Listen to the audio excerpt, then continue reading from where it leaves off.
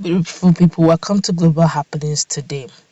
Some days back, there was a lot of accusation going on the fact that the indigenous people of Biafra are being undermined on several counts, using media houses and also using prominent men. But as we speak, one of the strong prominent men and media houses owner have decided also to speak up concerning not just IPOB Southeast and everything concerning what is going on in Southeast as a whole. Well, before we go to the news proper, I would like you to subscribe to our channel if you have not done so already by clicking on the red subscribe button. Beside it, you'll see a bell notification icon. Please go ahead, click on it to get notified as soon as we update our channel on YouTube. Well, the owner of Dar Communication and the chairman technical committee for Abubakar Atiku presidential project, High Chief Raymond Dokpase, has denied saying that nobody from Southeast would be president in 2023. Dokpase, who made the denial Monday in Umuahia while addressing the leaders of the People's Democratic Party (PDP) in Abia State, said his opponents fabricated and peddled such bloody lie to pinch him against the Igbos.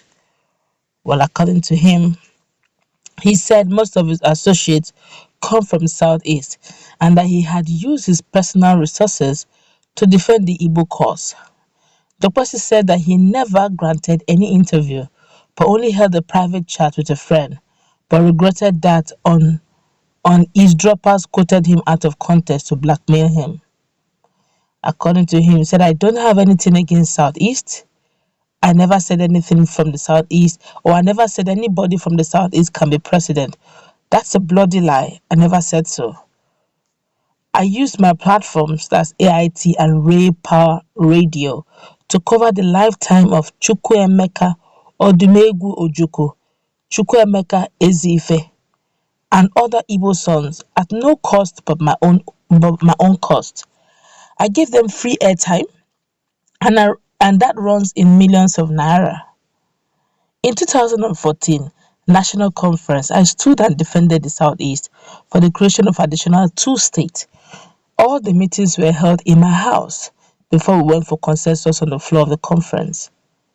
My best friends and associates come from the Southeast. I have my greatest respect for the Southeast.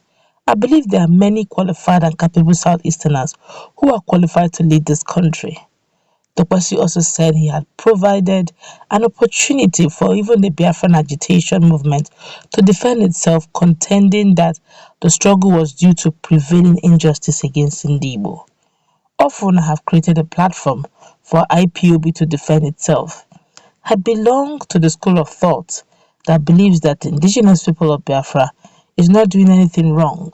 Their actions were born out of injustice, out of neglect, and out of incapacity of the present president, his absolute failure, who started in 1985. He has neglected the Southeast, and those wrongs have to be corrected at the right time. Dokpase later took the All Progressive Congress APC government of President Muhammadu Buhari to the cleaners, saying Nigeria is bleeding as a result of Buhari's maladministration and incompetence. Buhari is a big failure, he said. He's incompetent and incapable. He's a low visionary and doesn't understand the sensitivities of this country. That is why the country is on the verge of collapse. Nigeria is so divided now than never. Did they not say that by the end of this year, our debt will be about 50 trillion naira? Nigeria is bleeding at the brink of collapse. As PDP, we owe this nation ourselves and the future responsibility to rescue this country. We have to come together as one people. We must not allow the evil forces to totally ruin the future of our children. I will not sleep well in my grave if I fold my hands and fail to act now. Don't leave me alone in the struggle. Let's support Atiku Abubakar to the rescue Nigeria. Dokpase, who stormed Abia with other members of Atiku presidential project team, said that the former vice president is well educated and prepared to refix Nigeria if given the opportunity in 2023.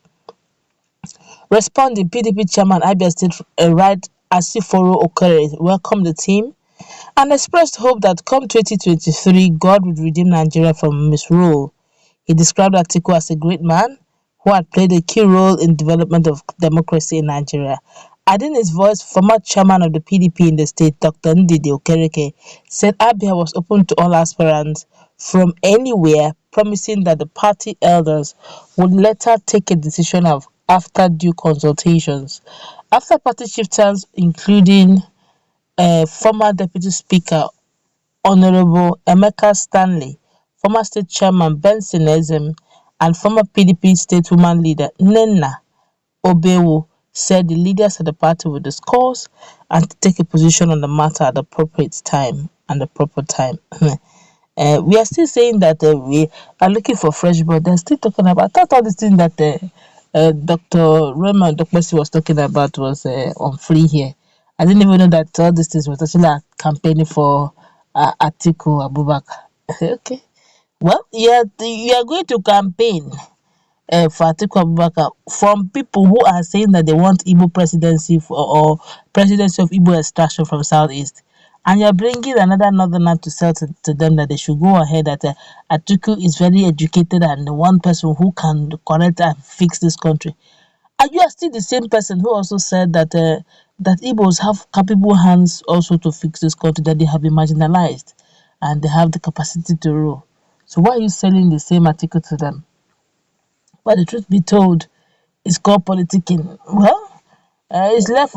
If you listen to what the leaders of PDP in Abia's chapter said, they said, okay, we have heard you. We are open to all consultation because right now a lot of Nigerians, those who understand the dynamics of politics, know that it's every 4 years.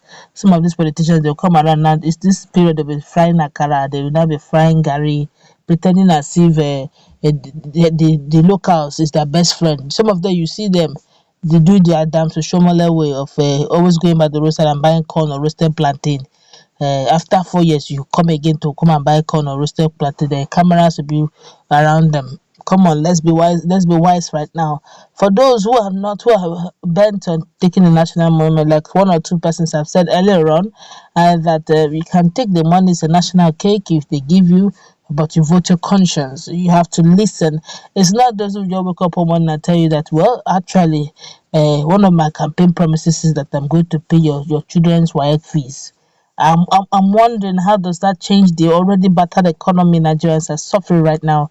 We are so indebted, so heavily indebted, and we are bringing stories that touch stories. We are tired of the same stories.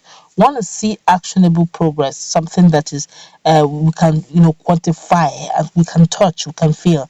The bringing article we've had his antecedent as the vice president. What I don't think he did much in his time.